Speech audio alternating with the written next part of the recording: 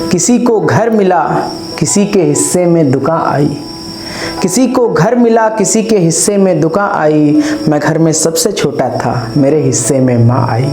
नमस्कार, मैं आपका दोस्त शशिकांत सिंह आने आज एक बार फिर मुखातिब हूँ आपके अपने चैनल आने पर। और आज का जो एपिसोड है वो स्पेशल है मातृ दिवस पे। आप सभी को मातृ दिवस की हार्दिक शुभकामनाएं।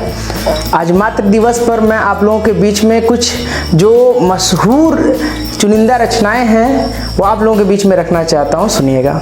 जब भी कश्ती मेरी सैलाब में आ जाती है, माँ दुआ करती हुई मेरे ख्वाब में आ जाती है। तेरे दामन में सितारे हैं तो होंगे ए फलक, तेरे दामन में सितारे हैं तो होंगे ए फलक, मुझे मेरे माँ की मैली ओढ़नी अच्छी लगी।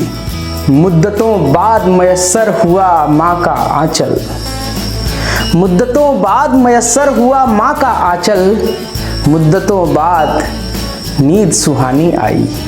दिल में नफरत और लबों पे बद्दुआ होती नहीं, दिल में नफरत और लबों पे बद्दुआ होती नहीं, सब खफा हो जाएं लेकिन माँ खफा होती नहीं।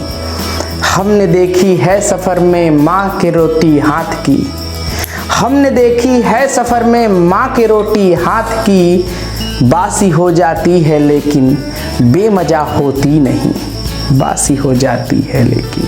ऐ रात मुझे माँ की तरह गोद में ले ले, ऐ रात मुझे माँ की तरह गोद में ले ले, दिन भर की मशक्कत से बदन टूट रहा है। शहर में आकर पढ़ने वाले भूल गए हैं, शहर में आकर पढ़ने वाले भूल गए हैं, किसकी माँ ने कितना जेवर बेचा था। चलती फिरती हुई आंखों में अजा देखी है, चलती फिरती हुई आंखों में अजा देखी है, मैंने जन्नत तो नहीं देखी है माँ देखी है, मैंने जन्नत तो नहीं देखी है माँ देखी है। भूखे बच्चों की तसल्ली के लिए आज माँ ने फिर पानी पकाया देर तक, शायद यूं ही सिमट सके घर की ज़रूरतें, शायद यूं ही सिमट सके घर की ज़रूरतें, तनवीर माँ के हाथ में अपनी कमाई दे।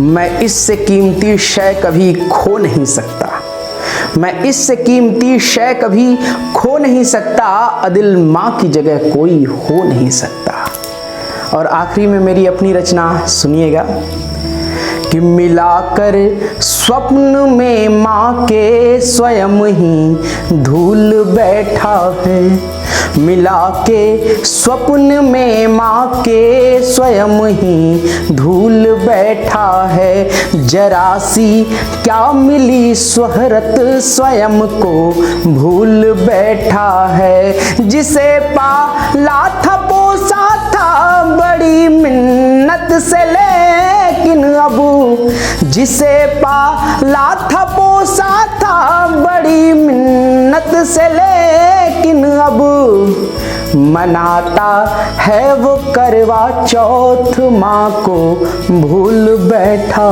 है, मनाता है वो करवा चौथ माँ को भूल बैठा है। तो दोस्तों ये सब रचनाएं आपको कैसी लगी हमें ज़रूर बताइएगा, और इन रचनाओं में सबसे प्यारी रचना आपको कौन सी लगी उसे कमेंट बॉक्स में ज़रूर लिखिएगा। और इस चैनल को अगर अभी तक आपने सब्सक्राइब नहीं किया है तो सब्सक्राइब कीजिए और शेयर कीजिए, लाइक कीजिए। और अगर आप हम तक अपना कोई सुझाव पहुंचाना चाहते हैं तो आप उसे हमारे जो कमेंट बॉक्स में लिख सकते हैं। हम नए एपिसोड में कुछ नए चीज़ों के साथ आप लोगों के बीच में उपस्थित होंगे। तब तक के लिए नमस्कार।